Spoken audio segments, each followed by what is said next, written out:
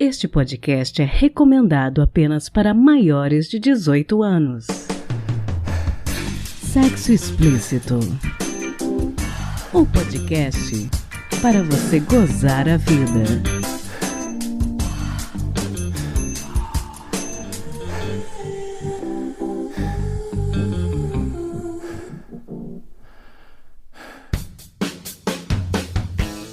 Taradinhos e taradinhas! Hoje no Sexo Explícito eu tenho uma surpresa especial para todos vocês. Iniciamos hoje uma série de 7 episódios de um tema especial. Mas eu já aviso, esses episódios não vão ser em sequência, eles vão ser distribuídos ao longo da temporada. Essa série vai levar vocês para um universo diferente, o universo dos fetiches. Se preparem!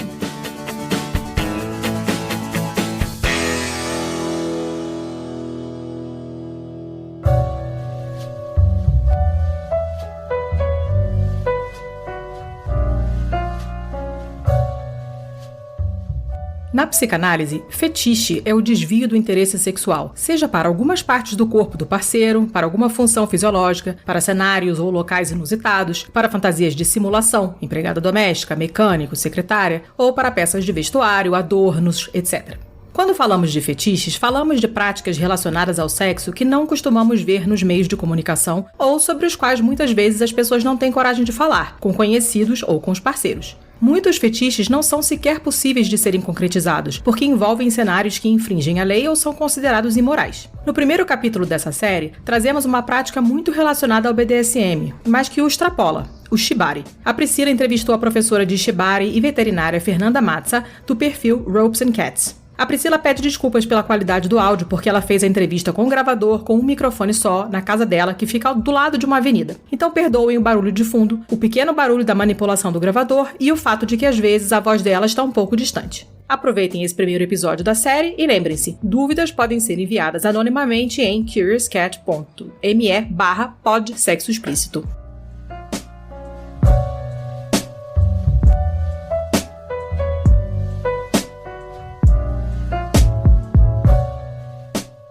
Bom, Fernanda, eu gostaria que você começasse essa conversa com a gente explicando o que é que você faz. Eu pratico shibari e dou workshops de shibari, faço sessões também.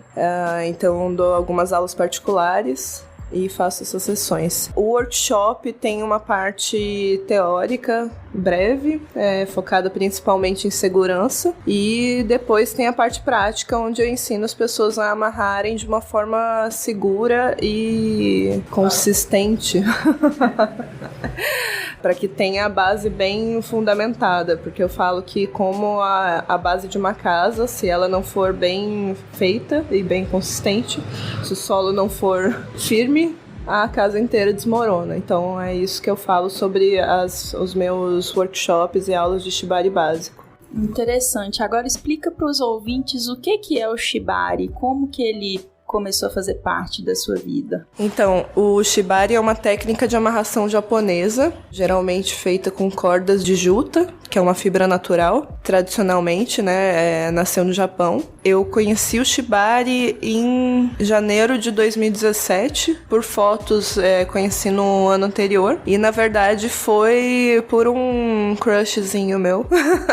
Eu tava interessada nele, sou do meio não monogâmico e descobri que ele fazia o shibari. Fui ver algumas imagens, me interessei, pensei só no shibari como um fetiche super interessante e fui conversar com ele sobre isso. E no ano novo de 2017 eu fui amarrada pela primeira vez e acabou me abrindo um mundo de possibilidades. Acabou que eu achei muito mais do que só um fetiche, só bondage que é estar amarrado para um objetivo final. Eu achei o shibari completo por si só.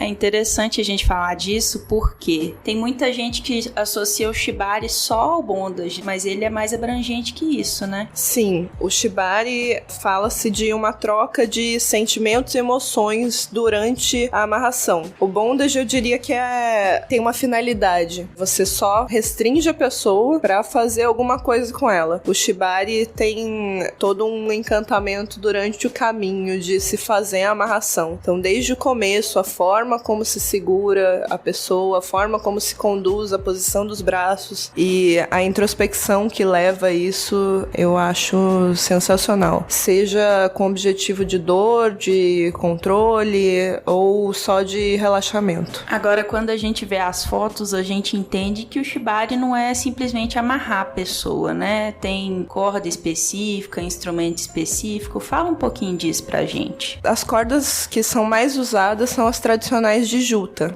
que são as mais usadas no Japão. Algumas pessoas têm alergia à corda de juta. Aí, nesse caso, a gente indica as cordas de cânhamo. Infelizmente, no Brasil, a gente não tem as cordas de cânhamo. Tem como conseguir pela Europa, porque cânhamo, cannabis, e aí é difícil de conseguir aqui pelo Brasil. Tem alguns instrumentos também que a gente precisa ter à mão, por exemplo, tesouras de segurança. Tem outros instrumentos, mas o principal são as tesouras de segurança. São usadas tesouras de paramédico, porque se tiver alguma emergência e não conseguir soltar a pessoa com rapidez em alguma amarração, por exemplo, que restringe a respiração, ou que a pessoa tem alguma crise de pânico no momento, que não dê para esperar a pessoa ser desamarrada, ou que molhou a corda e ela não tá soltando alguma fricção com facilidade, isso é uma emergência e as cordas, infelizmente, precisam ser cortadas. E algo que é bem importante é que as pontas sejam arredondadas nessas tesouras. Eu, por exemplo, uso cortador de unha de gato,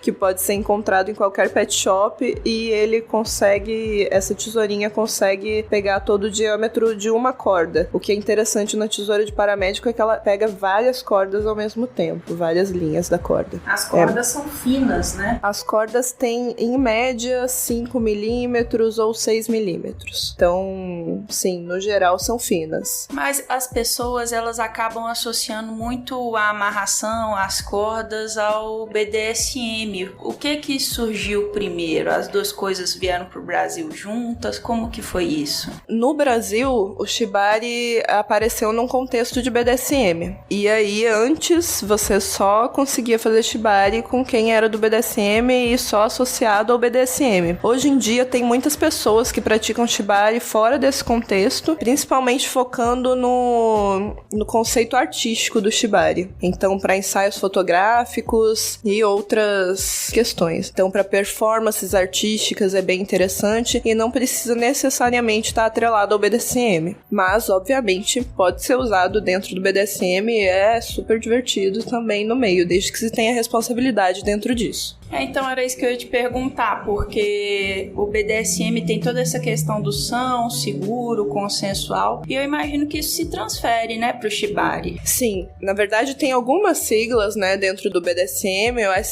SSC é uma delas, e tem o RAC, que é o que a gente fala que é o shibari, Risk Aware Consent Kink, que é uma prática que tem risco e que a gente precisa falar desses riscos, como por exemplo o risco de lesão em nervos do braço. Então a gente precisa saber quais os nervos que estão ali, os principais, saber quais as regiões que vão ser afetadas, porque pode se sentir formigamento numa parte só da mão, por exemplo. Mas se a amarração tá muito justa, dá pra sentir o formigamento no braço inteiro, porque é uma restrição circulatória. É interessante que se tenha algum nível de consciência corporal e de conhecimento anatômico para que esses riscos possam não causar lesão realmente e serem evitados. Então, se não se fala dos riscos antes da prática, ela não é consensual. Você pergunta, posso te amarrar? Pode, mas não foi falado o que é possível acontecer de não tão legal, isso não é uma prática consensual. E no curso vocês abordam isso, os efeitos, as regiões que podem ser feitas? Sim, no workshop básico, a primeira parte é toda teórica, geralmente leva em torno de 1 hora, e a gente foca principalmente na parte de segurança. As coisas mais graves, entre aspas, que se podem acontecer com iniciantes que não vão fazer suspensão logo de cara, que é o que todo mundo quer fazer, são essas questões de nervos. Mesmo em solo tem algum risco e é bom a gente saber e conhecer nosso corpo para isso. Em suspensão o risco aumenta. Quando você fala suspensão, o que você quer dizer? Suspensão é quando a gente faz uma amarração no corpo e suspende depende, a pessoa pode ser uma suspensão parcial, ou seja, a pessoa tá com uma parte do corpo ainda apoiada no chão, ou então uma suspensão total, que suspendeu o tronco,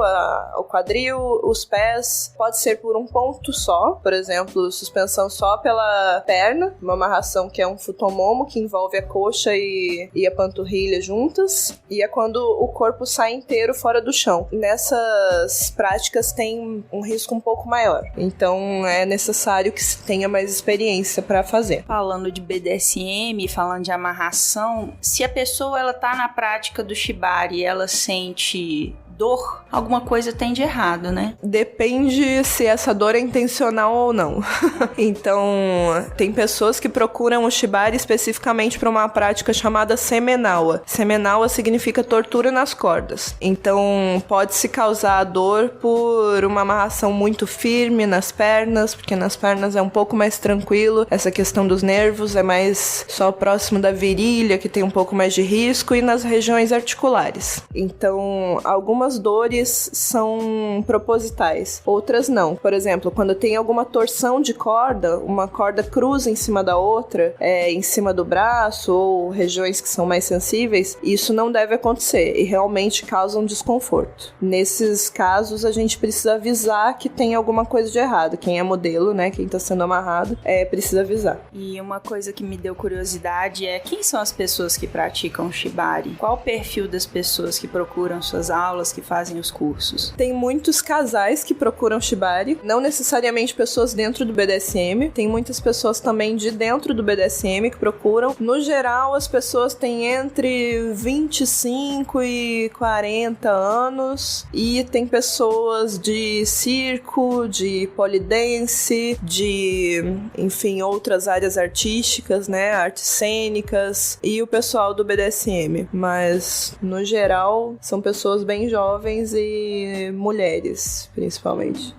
Nunca teria pensado nisso. A gente sempre acha, né, que tem mais a ver com o público masculino, mas eu acho isso ótimo. E pra você, quais são os benefícios da prática do shibari? O que isso agrega pra vida das pessoas? Bom, depende pra que elas vão usar isso, mas pode ser uma prática divertida como um fetiche, explorando algo novo como um casal, e pode ser algo interessante pra, por exemplo, tem alguns alunos que me relatam que têm ansiedade e algumas questões assim, e quando elas se concentram fazendo o shibari, amarrando, elas ficam mais calmas. Então, na prática de self-tie, que é se auto-amarrar, elas ficam um pouco mais tranquilas quando estão focadas em alguma coisa que precisa de muita concentração para que fique tudo na mesma tensão, simétrico, enfim. E durante sessões de shibari, a gente entra num estado introspectivo muito grande. Eu diria que tem até algo terapêutico nisso. Eu não digo que isso pode ser usado como terapia, tá? Terapia tem que ser procurada com profissionais de terapia, mas se você for procurar algo específico no shibari que você quer ficar mais introspectivo, isso pode ser terapêutico, sim. Pra mim foi muito no começo, inclusive. E sobre terem mais mulheres me procurando no shibari é porque tem um grupo chamado Shibari Feminista, que eu criei em 2017, e no começo aqui em Belo Horizonte eu só atendia mulheres, porque tive algumas situações bem ruins com homens no começo da prática aqui em BH. Então eu fazia turma só para mulheres, fazia encontros feministas, e acabou que a procura maior ficou pelas mulheres. As mulheres acabam procurando outras mulheres para ter aula, porque é muito difícil a gente confiar num homem desconhecido, principalmente que vai nos amarrar, uma situação extremamente vulnerável. E, bom, sendo mulheres, a gente sabe que é uma situação muito arriscada. Então tem uma cena muito boa em Brasília. Brasília tem o Entre Nós, e no Rio de Janeiro tem a Maia e a Akira Nawa. Em Curitiba tem a Rigger Kali. E são essas as principais mulheres que ensinam. Tem em São Paulo também a Sansa Rope e a Angel. Então tem bastante gente. E de homem, acho que só tem bem conhecido o LB, que é o Lord Bondage de São Paulo. E ensinando mesmo, talvez o John em Santa Catarina. Você chegou a comentar que você teve alguns pequenos problemas no começo com alunos do sexo masculino. Assédio é uma coisa com a qual vocês lidam dentro do Shibari? Como é que é isso? Eu tive poucas situações de assédio dentro do Shibari, mas infelizmente teve um caso no Atados no Parque que foi a gotinha d'água que estava faltando. Teve muito julgamento de foi só um beijo no braço que ele te deu enquanto estava sendo amarrado, mas é uma invasão do meu corpo. Então, essa coisa de meu corpo, minhas regras não é à toa. O corpo feminino é muito negligenciado e violado à toa e todo mundo acha que é frescura quando a gente se incomoda com isso e fala sobre isso. Mas teve uma situação de agressão física de um aluno, infelizmente, que eu tive algum envolvimento de amizade e acabei ficando com ele uma vez. Ele me bateu muito.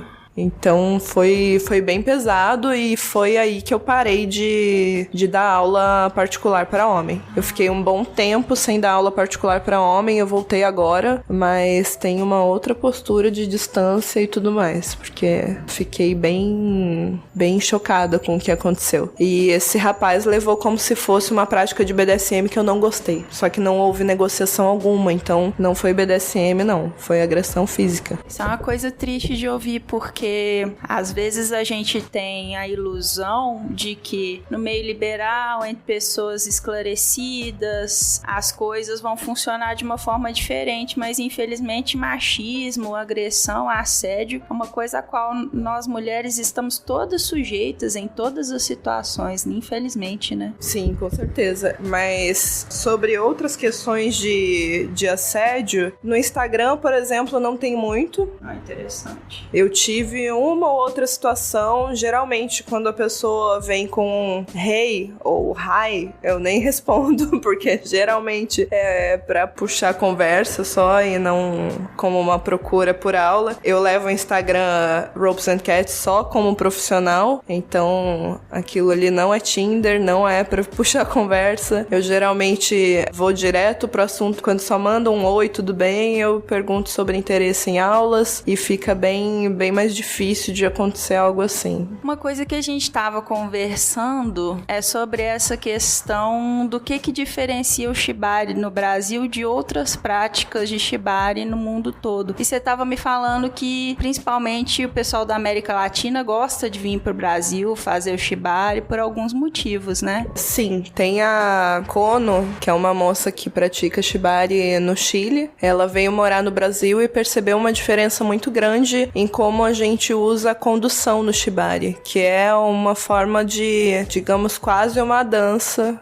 entre quem amarra e quem é amarrado. E isso é diferencial porque quem trouxe o Shibari pra cá, estudou muito lá fora e popularizou o Shibari aqui é a Clara Lumen. A Clara Lumen é formada em dança e ela tem essa abordagem do Shibari focando muito na parte da condução e da conexão pelas cordas. Então isso é muito forte no Brasil. A maior parte das pessoas que praticam ensino hoje em dia aprendeu com a Clara. Ah, legal. E uma outra coisa que você estava me falando é que sua formação é veterinária, né? Sim, eu sou médica veterinária, especializei em gatos em São Paulo, fazia atendimentos domiciliares a gatos. Faço hoje em dia esporadicamente porque o Shibari acabou se tornando a minha profissão principal, algo que eu não esperava há alguns anos atrás. Mas a procura é muito grande porque os profissionais de Shibari hoje em dia são ainda poucos, tem em poucas regiões do país. Inclusive eu viajo para dar workshops, vou agora para Fortaleza, quer dizer, já terei ido quando o podcast for lançado, mas viajo a Fortaleza em fevereiro e viajo algumas vezes para Porto Alegre para dar alguns workshops lá. Em Porto Alegre é um pouco mais forte porque a Clara morou lá há alguns anos, então tem muitas pessoas que aprenderam com ela que querem querem ainda aprender alguma coisa de Shibari, me procuram. Eu queria concluir te perguntando, quem tiver interesse, quem estiver ouvindo, pensando assim, nossa, eu acho que seria interessante eu experimentar o Shibari, que conselho que você daria para essa pessoa? Primeiro, estude e tenha uma noção de segurança muito boa. É interessante fazer alguma aula presencial antes de fazer vendo no YouTube, porque infelizmente no YouTube tem muitas coisas mal feitas e ruins, e infelizmente a maioria do Shibari que é muito bem feito tem tutoriais pagos. Então, ter uma noção básica de segurança, de onde não passar a corda, o que não fazer, você vê um vídeo no YouTube e você já entende que aquilo talvez não seja tão interessante, pelo menos alguma crítica, como é que eu posso dizer? Um pouco mais prudente você vai ficar assistindo os vídeos. Eu gosto sempre de encerrar o podcast deixando um conselho para os ouvintes gozarem mais a vida dentro aí do contexto do Shibari. Qual conselho que você deixaria? Que vocês confiem muito nos parceiros que forem amarrar junto, porque com confiança a prática fica muito mais tranquila e vocês podem realmente relaxar e gozar. Sensacional. Queria te agradecer, Fernanda, né, por você ter tido tempo e disponibilidade pra gente conversar, e eu queria que você deixasse os seus contatos das suas comunidades para quem tiver interesse em te procurar, para tirar uma dúvida, marcar uma aula. O meu Instagram, para quem quiser, é o ropes.n.cats, que é cordas e gatos em inglês. E tem o meu site, que é ropesandcats.wordpress.com. E para quem quiser falar pelo WhatsApp, tem contato lá no site. Sensacional, a gente vai deixar uns links também na descrição do episódio. Muito obrigada, viu? Tchau.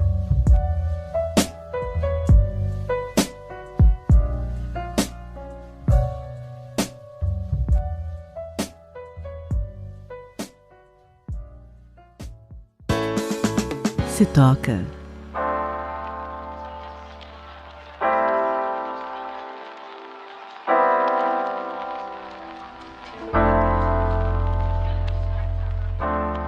Bom, durante a entrevista a gente falou bastante de BDSM. Mas o que é BDSM?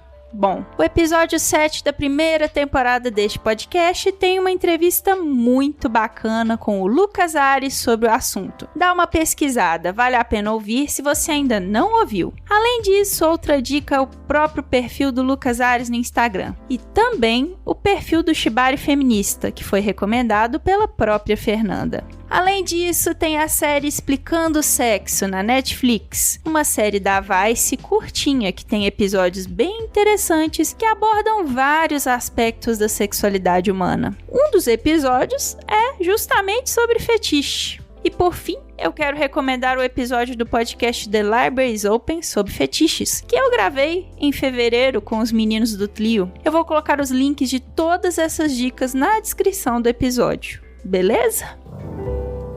Quem conta um conto. Então, começando a safra 2020 de contos eróticos deste podcast, hoje eu trago um texto do Gustavo Lacombe chamado Fico Molhada Só de Lembrar. Esse texto foi veiculado no site Milambi e eu colocarei o link na descrição do episódio. E a nossa heroína de hoje é a minha ouvinte, a Fabiane Marcondes. Ela me procurou pelo grupo do podcast e a interpretação dela ficou excelente. Faça como ela você também. Seja meu narrador ou narradora. Mande e-mail para sexoexplicitopodcast@gmail.com, beleza? Então fique agora com o conto de hoje.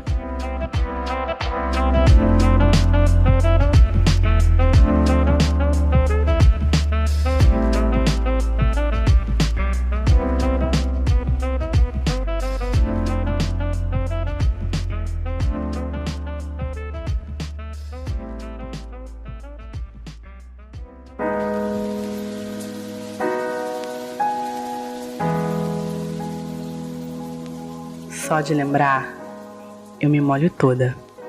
Fico rindo, sem graça, imaginando que as pessoas ao meu redor conseguem ver. Mas essa é uma das vantagens de ser mulher. Ninguém sabe que eu tô excitada.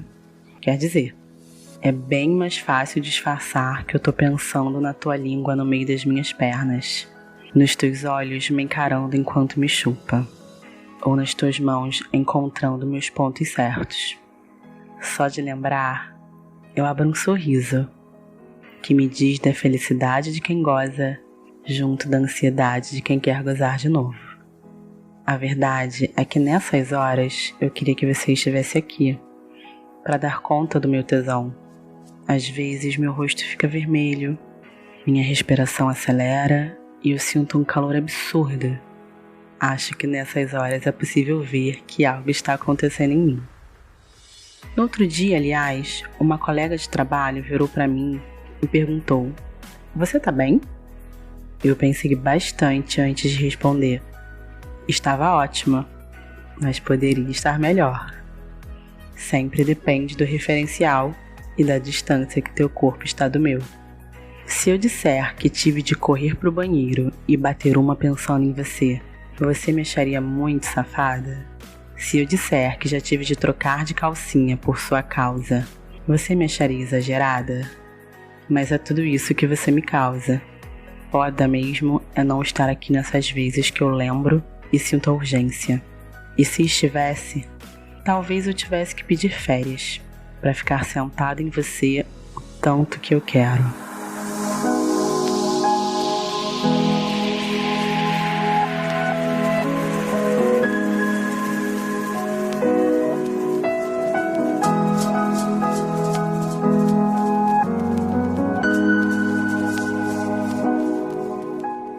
Esse foi mais um episódio do podcast Sexo Explícito. Foi bom pra você? Com narração super especial de Letícia Dacker, do podcast Pistolando, edição do Mogli, do podcast Big Tree, e vinhetas da Cafeína, do podcast Papo Delas, eu me despeço de vocês, lembrando que já estamos com o nosso PicPay ativo. Então, se você acredita no nosso projeto, passa lá e doa 1, 5, 10 reais pra gente. Qualquer quantia vale. O nosso perfil no PicPay é @Sexo Explícito. E lembrando também que o nosso site está no ar com todas as informações referentes a todos os episódios. Acesse lá em sexoexplicitopodcast.com.br. Também estamos no Instagram, no @Sexo Explícito Podcast, e no Telegram, só buscar pelo grupo s.e.podcast. E você pode me ouvir em qualquer agregador de podcast de sua preferência, além de Deezer, iTunes, Google Podcast e Spotify. E aí, o que você está esperando? Bora gozar a vida? Beijo!